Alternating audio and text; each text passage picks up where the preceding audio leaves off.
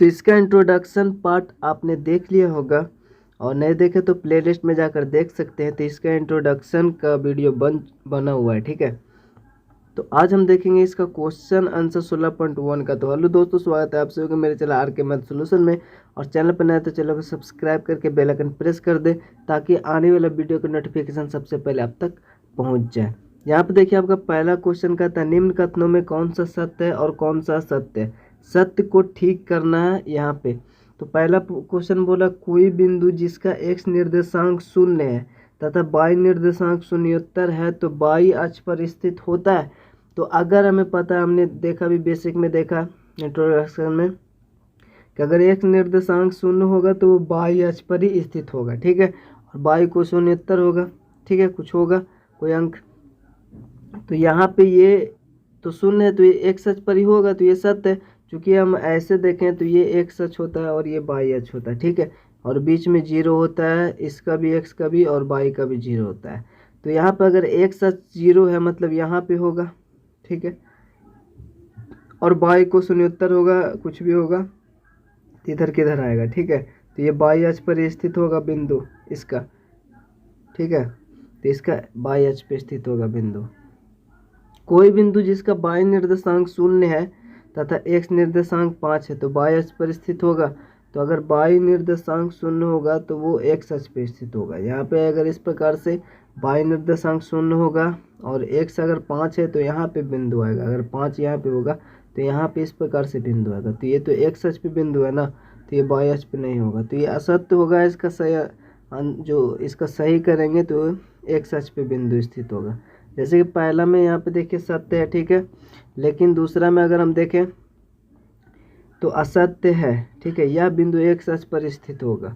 और तीसरा में बोल रहा है मूल बिंदु का निर्देशांक 0 0 होता है। तो हाँ, मूल बिंदु का निर्देशांक 0 0 होता है। शुरू में एक्स होता है फिर वाई होता है। पहले एक्स को लिखते हैं तो यहाँ पे एक्स का भी 0 वाई का भी 0 है, ठीक है। तो मूल बिंदु जो होता है यहाँ पे इसका निर्देशांक 0 0 होता है, तो ये सत्य होगा। अब सेकेंड नंबर क्वेश्चन बोल रहा है एक आलेख में बिंदु 4 और ये एक्स हुआ, ये वाई हुआ। तो ये जो निर्देशांक दिया हुआ है, जो बिंदु दिया हुआ है, इसको अंकित करना है एक आलेख में। और बोल रहा है क्या यह बिंदु है जो 3 और 4 को दर्शाते हैं। तो इसको हम लोग जो पेपर होता है हमारा आलेख वाले, उसमें ये सब बिंदु को दर्शाएंगे। यहाँ पे हमने ऐसे ही दर्शा दिया आपको समझाने के लिए, और आप वहाँ पे दर्शा लीजिएगा अपना ग्राफ पेपर में, ठीक है। तो इसका आंसर होगा नहीं। यहाँ पे देखिए, क्योंकि यहाँ पे इस प्रकार से अगर हम एक्स अक्ष वाई अक्ष खींचेंगे, यहाँ पे ये एक्स होगा और ये वाई होगा, तो हमारे पास यहाँ पे बराबर दूरी पर ये होगा, ठीक है। 1 2 3 4 ये भी बराबर दूरी पे होगा। तो यहाँ पे पहला बिंदु में 4 3 को दर्शा रहा है, तो 4 ये रहा पहले एक्स और वाई ये 3, ठीक है। एक्स 4 के सामने ये और 3 के सामने ये बिंदु आया 4 3, ठीक है। और फिर बोल रहा 3 4, तो 3 ये रहा, ये 3 और ये 4, ये बिंदु मिला एक। तो बोल रहा है क्या ये क्या यह वही बिंदु है जो ये है। तो दोनों तो अलग बिंदु हैं, ठीक है। या तो साफा दिख रहा है, तो इसका आंसर हो जाएगा नहीं, सेकेंड नंबर क्वेश्चन का। अब अगर हम यहाँ पे तीसरा नंबर क्वेश्चन देखें तो निम्न बिंदुओं को एक वर्गीकृत कागज ग्राफ जो सीट होता है ना, उस पर अंकित कीजिए और जांच कीजिए कि क्या वे सभी एक सरल रेखा है। तो इसको हम सबसे पहले पारेंगे। जो भी आपका क्वेश्चन बोल रहा है ए बिंदु इतना, बी इतना, सी इतना और डी इतना, सभी का यहाँ पे निर्देशांक है। तो सबसे पहले हम ग्राफ पेपर में एक इस प्रकार से हम जहाँ इतना ही खींचेंगे, क्योंकि प्लस में यहाँ पे जो भी डाटा दिया हुआ प्लस में है, तो प्लस में माइनस में होता तो वैसे खींचने में कोई दिक्कत नहीं, ऐसे खींच लिए, ठीक है। यहाँ पे एक जो रेखा होता है उसके सामना सामने यहाँ पे खींचा हुआ है, ठीक है। और उसके बाद यहाँ पे वैसे हम लोग इतना ही खींचते हैं, ऐसे सिर्फ ऐसे खींचते तो भी कोई दिक्कत नहीं होता, क्योंकि यहाँ पे प्लस में, इधर माइनस में और इधर माइनस में दर्शाता है। तो वैसे ऐसे भी कोई दिक्कत नहीं। अब हमको दर्शाना है कितना, ए में हमारा 4 0, तो 4 एक सच के सामने देखेंगे, 4 यहाँ पे है और 0, तो 0 तो बाई का 0 यहीं पे रहेगा, ठीक है। यानी कि यहीं पे 4 के पास बिंदु बनेगा, ठीक है, एक सच के पास। वैसे भी हम जानते हैं बाई अगर 0 हो तो उसका जो बिंदु होगा एक सच पे होगा, तो ये 4 यहीं पे बिंदु 1 होगा।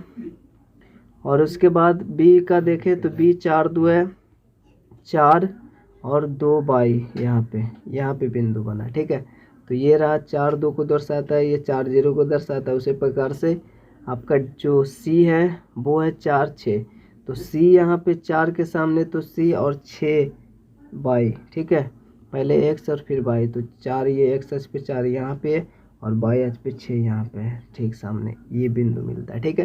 तो ये सी रहा 4 6, और डी में जो हमारा बिंदु है वो है 4 और 2.5, तो 4 तो ठीक है, इस सभी में कॉमन है 4, लेकिन 2.5 2 इतना रहा और इसका आधा यहाँ पे होगा, ठीक है, ये 2.5 को दर्शाता है यहाँ पे। तो ये सभी बिंदु को ऐसे हमने दर्शा दिया। अब देखेंगे ये तो एक सरल रेखा में आ रहा है, यहाँ पे सभी कुछ सामने ही है, ठीक है। आपसे क्वेश्चन में बोले ये बिंदु यहाँ मिला, ये भी यहाँ, एक यहाँ एक यहाँ, सभी एक सरल रेखा में है। तो आपसे क्वेश्चन में पूछ भी रहा है यहाँ पे कि क्या वे सभी एक सरल रेखा पर स्थित है। तो पहला में तो हम देख रहे हैं हाँ ये सभी बिंदु एक सरल रेखा पर स्थित है, यहाँ पे दिख भी रहा है, ठीक है। चौथा, बिंदुओं इतना इतना में से गुजरती हुई एक सरल रेखा खींचिए। उन बिंदुओं को निर्देशांक लिखिए जिन पर यह रेखा एक्स अक्ष तथा वाई अक्ष को प्रतिच्छेद करती है। तो इसका और इसका इतना इतना बिंदु से गुजरने वाली एक हमको सरल रेखा खींचना होगा। वो रेखा एक्स अक्ष वाई अक्ष को जिस बिंदु पर काटेगी उसको उसका निर्देशांक लिखना है। तो दी गई आकृति को देखकर निम्न बिंदुओं की स्थिति के लिए उपयुक्त अक्षर भी लिखना है। यहाँ पे मतलब सभी का अक्षर जो है उसका निर्देशांक लिख देंगे और भी निश्चय क्वेश्चन में होगा उसको, जैसे कि यहाँ पे बोल रहा है इसको लिखना है। 2 1 किसको दर्शाता है, 2 एक्स होगा और 1 वाई होगा। 2 1 देखिए ई को दर्शाता है, तो ई बिंदु हम ऐसे लिख देंगे पहला।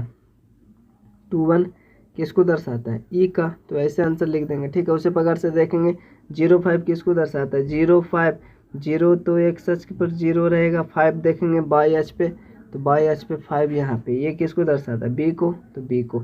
2 0 तो 2 एक्स है, 2 यहाँ पे एक्स है, 0 बाई यहाँ पे, तो ये 2 ही बिंदु ये जी को दर्शाता है। तो ऐसे फिर यहाँ पे बिंदु ए के निर्देशांक लिखना है, तो ए के निर्देशांक देखिए कितना होगा, 4 और 5 होगा, पहले 4 एक्स लिखाएगा फिर 5 बाई, ठीक है, तो ये हो जाएगा। फिर पाँचवा में पूछ रहा है यहाँ पे, पहला में ये पूछ रहा था, दूसरा में ये, तीसरा में ये, और चौथा में पूछ रहा है बिंदु ए के निर्देशांक, पाँचवा में पूछ रहा है बिंदु एफ के निर्देशांक। तो एफ के निर्देशांक भी आप लिख सकते हैं। हमने तो यहाँ पे सीधा आंसर में सब बिंदुएं लिख दिए, ठीक है, सभी बिंदु यहाँ पे लिखा हुआ है क्योंकि ऊपर में बोल रहा था सभी का जो स्थिति है वो बताना है। और प्लस में बोल रहा है क्या कि ये किस बिंदु पे प्रतिच्छेद करता है। तो हम सबसे पहले इसको देख लेते हैं, इसको पार लेना ग्राफ पेपर में, ये जो भी बोल रहा है बिंदु को। जैसे अगर आप देख पा रहे होंगे तो यहाँ पे देखिए एक ग्राफ इस प्रकार से, यहाँ पे पारना कैसे है, इस प्रकार से एक दो हम रेखा खींच लेंगे अपने अनुसार, जिसमें जो भी डाटा है सबसे ज़्यादा 6 तक वहाँ पे हमने पारा है, 6 तक में सभी कवर हो जाएगा, ठीक है।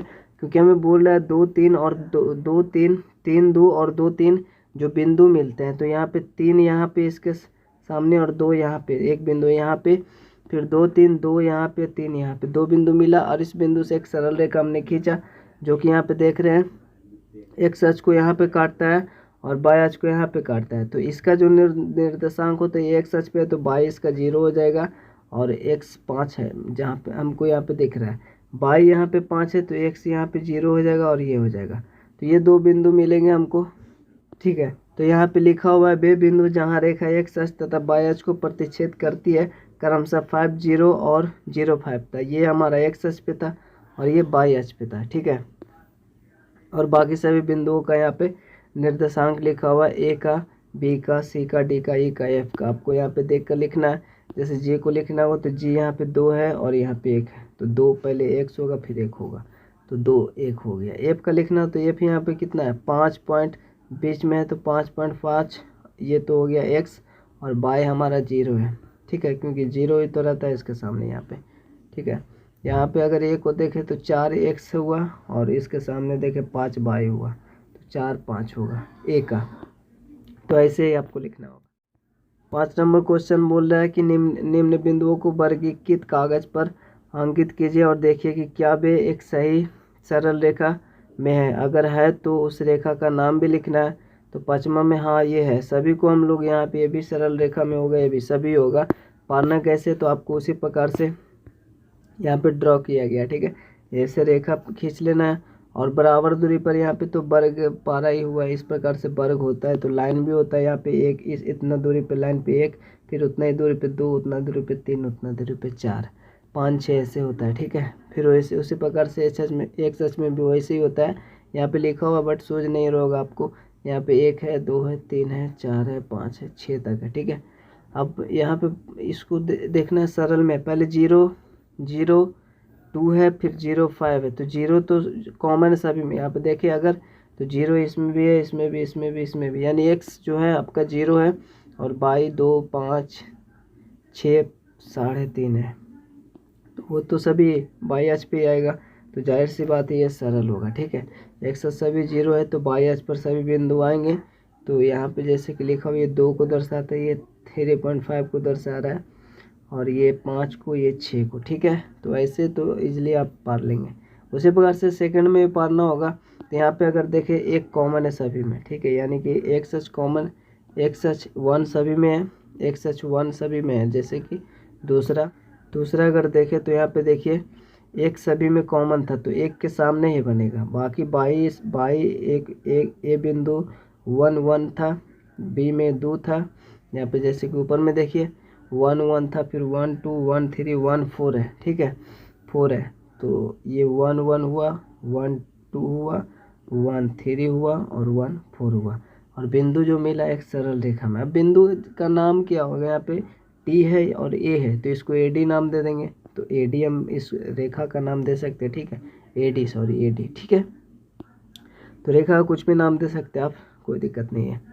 और तीसरा में उसी प्रकार से इसमें भी कॉमन है, ये बाई 3 है, बाई 3 है, बाई 3 है, बाई 3 है, सब में बाई 3 है।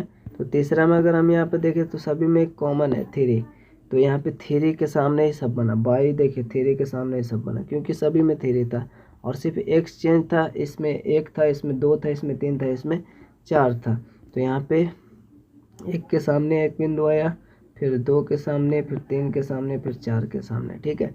यहाँ पे एक्स हमारा 1 था, 1 3 2 3 3 3 4 3 ऐसे था, ठीक है। बिंदु आप देख सकते हैं KLMN, ठीक है।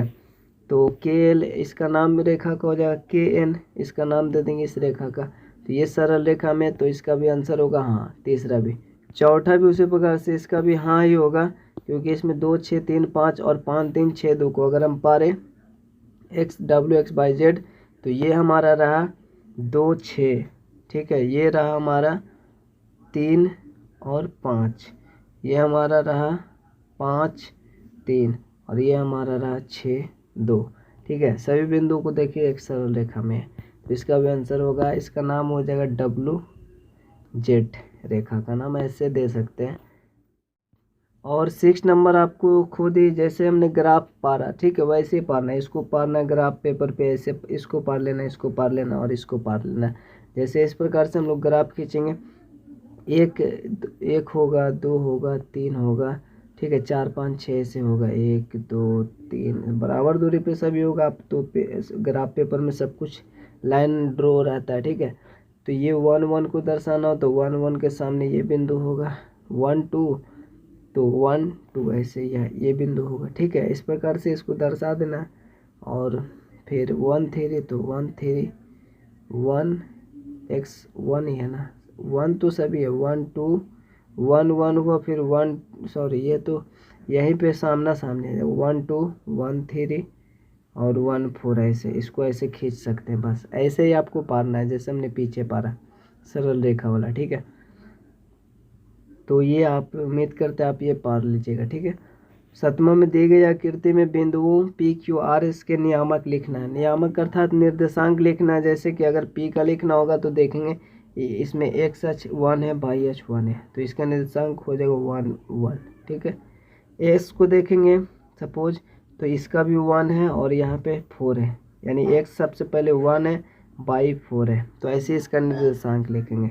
तो बिंदु P का निर्देशांक 1 1, Q का 5 3 और R का 4 6 और S का 1 4 होगा। आप देख सकते हैं Q का लिखना होगा, Q 5 हुआ, X पहले लिखाएगा तो 5, और y कितना है, y अक्ष पे 3 निर्देशांक x अक्ष और y अक्ष का दूरी ही होता है, आपको पता है, इंट्रोडक्शन में बताया गया।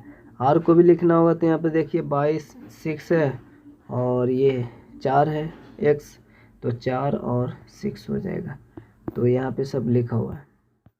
अब 8 नंबर क्वेश्चन में वही बोल रहे ABCD के नियामक लिखना, बट यहाँ पे तो PQRS है, तो ABCD का कहाँ से होगा, यहाँ पे PQRS का ही नियामक लिखा है, ठीक है। तो इसका भी P का लिखना होगा, तो यहाँ पे 10 है और ये 70-80 के बीच में क्या होगा, 60-80 के बीच में 70 होगा, ठीक है। ये 0 से 20 है, 20 है, 20 का आधा 10 होता है, तो इतना यहाँ पे 10 होगा। 20-30 के बीच में आधा कितना होगा, 20-20 का गैप है, तो 10, तो यहाँ पे 30 होगा, ठीक है, समझ रहे हैं। तो यहाँ पे 70 होगा, यहाँ पे 70 होगा और ये हो हमारे पास 10, तो P का जो निर्देशांक होगा 10 और 70। Q का निर्देशांक होगा यहाँ पे 12 है और ये 80 है, तो x 12 और y 80। तो ऐसे सभी का होगा, R का 1600 और S का 20, 120 होगा। अब देख सकते हैं R का तो 16 था, S का 20 था और यहाँ पे y 120 है, तो ये भी आपसे हो जाएगा। 9 नंबर क्वेश्चन में दिए गए चित्र में प्रत्येक बहुपद के शीर्षों के नियामक लिखना है। तो जो भी शीर्ष है, एक ABCD बहुभुज है और ये PQR है और यहाँ पे XYZ है और ये O बिंदु है, तो O ये बहुभुज है। तो बहुभुज यहाँ पे XYZ O का अगर निकालें तो सबसे पहले O का निर्देशांक, तो बीच में जो O का निर्देशांक हमें पता है, ये तो मूल बिंदु है, तो 0 0 इसका निर्देशांक होगा, तो ये पहले। फिर हम देखें Z का निर्देशांक, तो Z इस बिंदु पर देखें तो x 2 है, 2 ही है, तो x अक्ष पे 2 है और y इसके सामने, तो ये तो 0 यहाँ पे होता है, 0 हो गया। वैसे भी x अगर x अक्ष पे है तो y 0 होगा। और y का अगर हम निर्देशांक निकालें तो y यहाँ पे 2, x अक्ष पे भी 2, y अक्ष पे भी 2, तो 2 2 होगा। और x का अगर देखें तो यहाँ पे 2y है, लेकिन x सामने देखें तो 0 है, तो पहले x लिखाएगा 0 फिर 2, ठीक है, सबसे पहले x लिखाता है।